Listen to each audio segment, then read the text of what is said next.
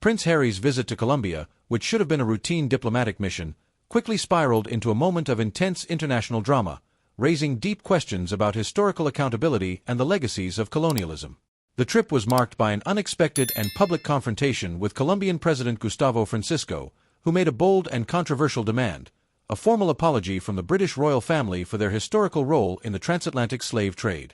This confrontation has not only garnered global attention, but also reignited debates over the responsibility of former colonial powers in addressing their pasts. As Prince Harry arrived in Colombia, the tension in the air was palpable. The Duke of Sussex, known for his advocacy on mental health and social issues, was likely unprepared for the storm that awaited him. During the official welcoming ceremony, President Francisco, standing before a crowd of dignitaries and media, did not mince words. In a moment of raw and pointed rhetoric, he directly called out the British monarchy's historical involvement in the enslavement and exploitation of African peoples. The atmosphere grew thick with discomfort as the president's words hung in the air, unflinching in their demand for justice. The confrontation, which unfolded live before a global audience, immediately set the stage for a diplomatic crisis. President Francisco's demand for an apology from the British royal family was not just a request for an acknowledgement of historical wrongs. It was a challenge to the very institution of monarchy, questioning its relevance and moral standing in the modern world. The president's stance was clear: without an apology, there could be no meaningful dialogue. He went so far as to refuse further meetings with Prince Harry, a move that sent shockwaves through diplomatic channels.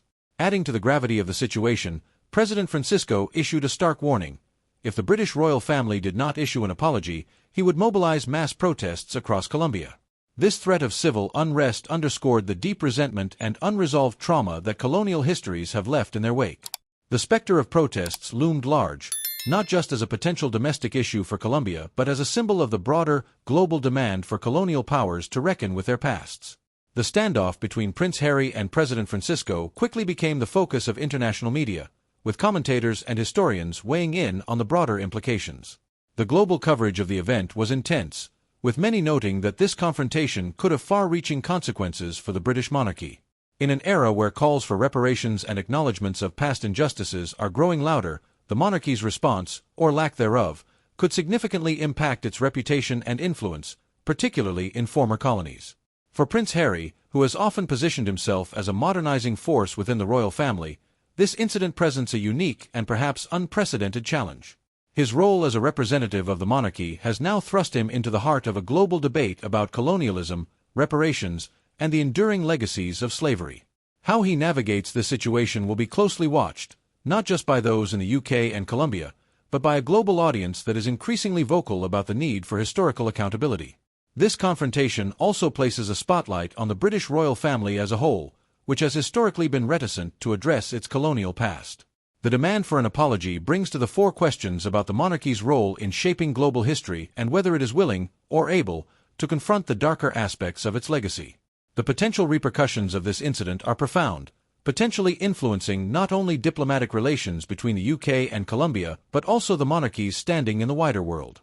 As the situation unfolds, one thing is clear: this is not just a diplomatic spat but a moment that could reshape perceptions of the British monarchy. The demands for accountability and justice are no longer confined to history books.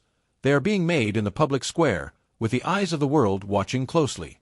How Prince Harry and the British royal family respond to President Francisco's challenge will be a defining moment in the ongoing conversation about colonialism, reparations, and the responsibilities of former imperial powers in the 21st century.